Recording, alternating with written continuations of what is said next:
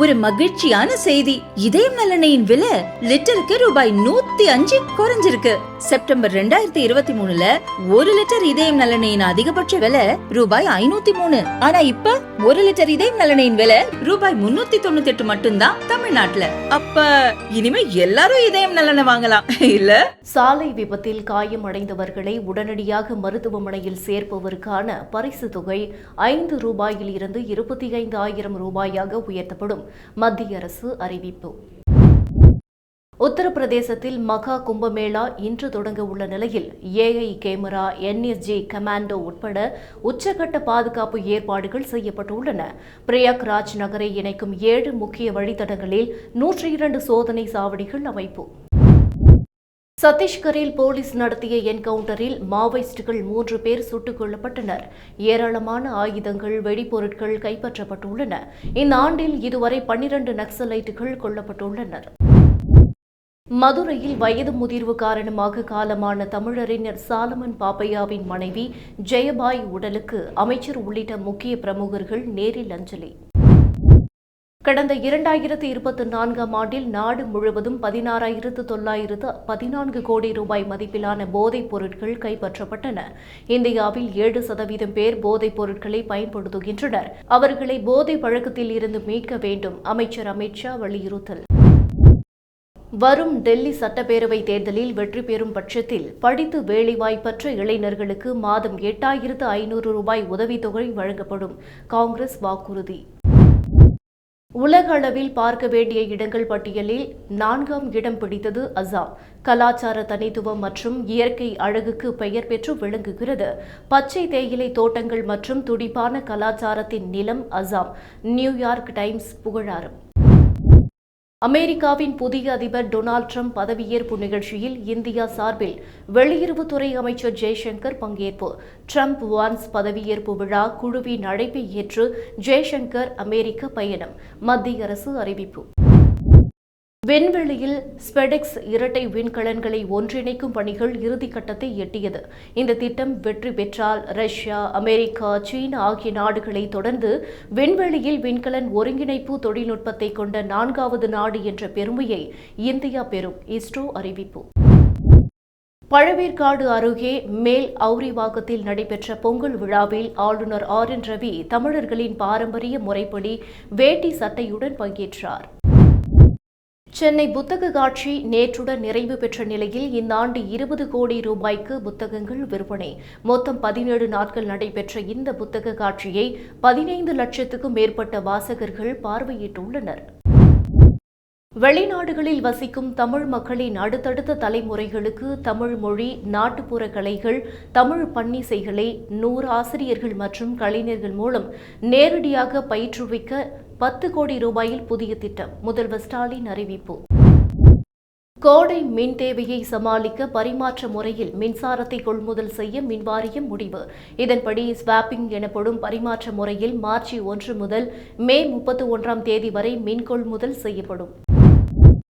இன்பம் பொங்கும் தமிழ்நாடு என்று ஒவ்வொரு வீட்டின் வாயிலிலும் வண்ண கோலமிட்டு தை மகளை வரவேற்போம், தமிழ் தாயை போற்றிடுவோம். கட்சி தொண்டர்களுக்கு முதல்வர் ஸ்டாலின் பொங்கல் வாழ்த்து.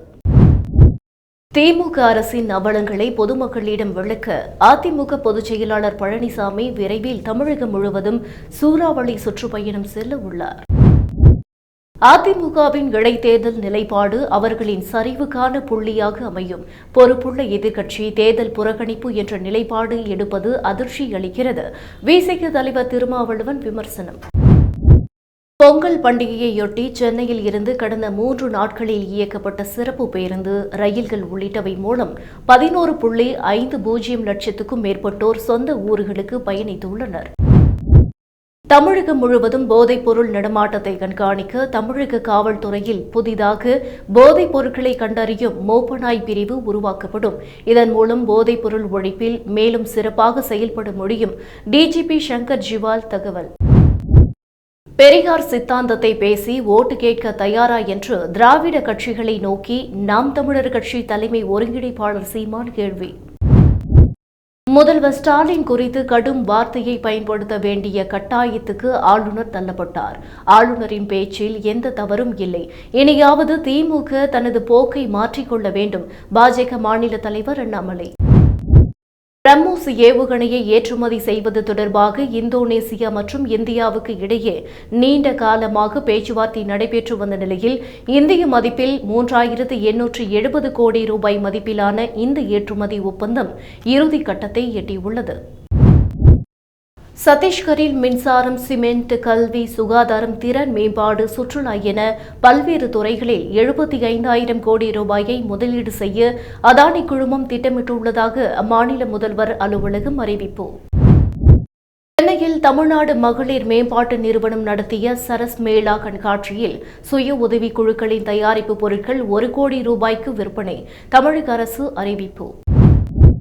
நாகை துறைமுக முகத்துவாரம் அருகே நடுக்கடலில் விசைப்படகு சென்றபோது படகு இன்ஜின் பழுதடைந்து அலையின் வேகத்தில் படகு கவிழ்ந்ததால் 11 மீனவர்களும் கடலில் தத்தளித்தனர். இதையடுத்து அக்கரைப்பேட்டையைச் சேர்ந்த மீனவர்கள் உதவியுடன் கடற்படை போலீசார் 3 மணி நேரமாக கடலில் தத்தளித்துக் கொண்டிருந்த 11 மீனவர்களையும் மீட்டு நாகை கீச்சாங்குப்பம் துறைமுகத்துக்கு கொண்டு வந்தனர். பள்ளி மாணவரின் மர்ம மரணம் தொடர்பாக சீனாவின் சான்சி மாகாணத்தில் கம்யூனிஸ்ட் அரசுக்கு எதிராக பொதுமக்கள் தொடர் போராட்டம். அமெரிக்காவின் கலிபோர்னியா மாகாணம் லாஸ் ஏஞ்சலஸ் பகுதியில் பரவும் காட்டுத் தீயால் உயிரிழந்தவர்களின் எண்ணிக்கை 16ஆக அதிகரிப்பு. ஈட்டன் பகுதியில் 11 பேரும், பாலிசேட்ஸ் பகுதியில் 5 பேரும் உயிரிழந்ததாக தகவல். நடிகர் ரஜினி நடித்த பில்லா ஒரு தோல்வி படம் என்று இயக்குநர் விஷ்ணுவர்தன் கூறியதால் சர்ச்சை. துபாயில் நடைபெற்று வரும் துபாய் 24H கார் ரேஸில் 911 GT3 ஆர் பிரிவில் நடிகர் அஜித் குமார் அணி 3வது இடத்தை பிடித்துள்ளது.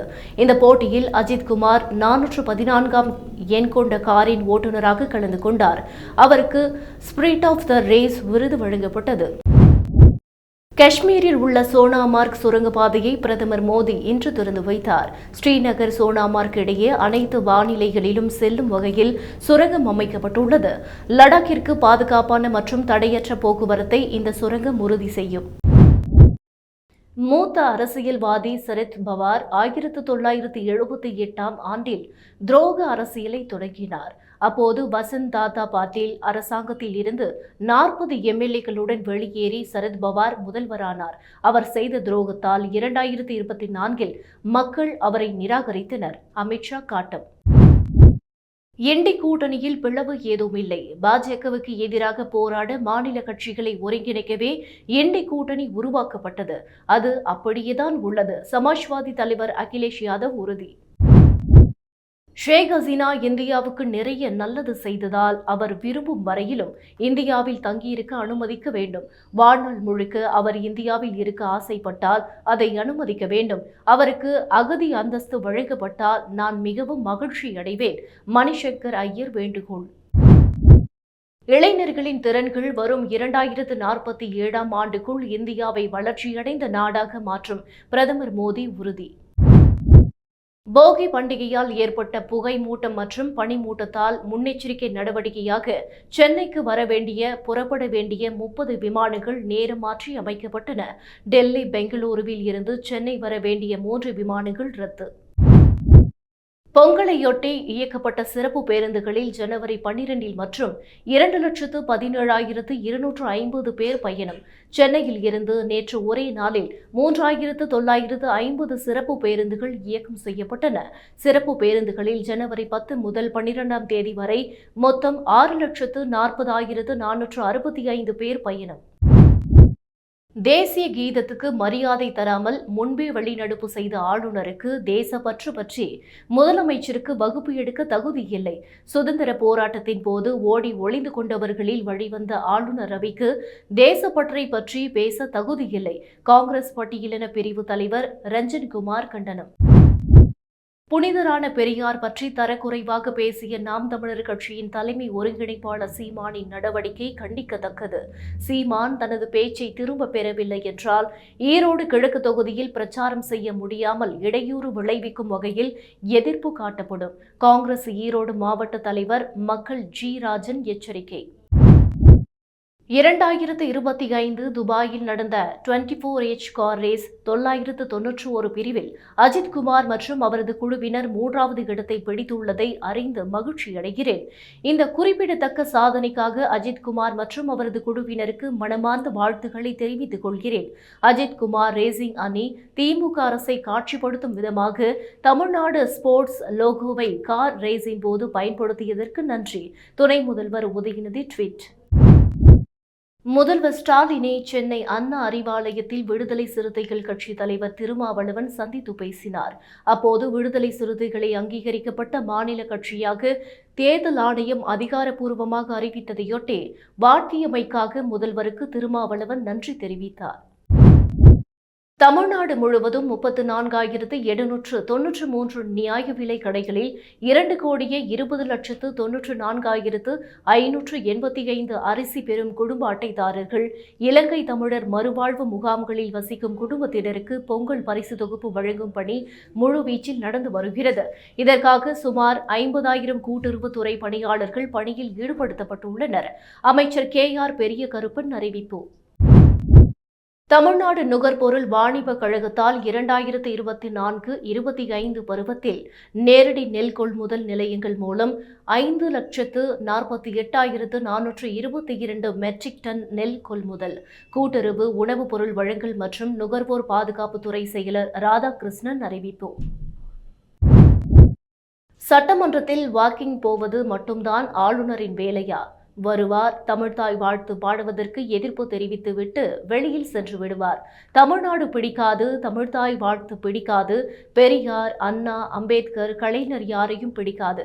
இப்படிப்பட்ட ஆளுநர் நமக்கு தேவையா? துணை முதல்வர் உதயநிதி கேள்வி.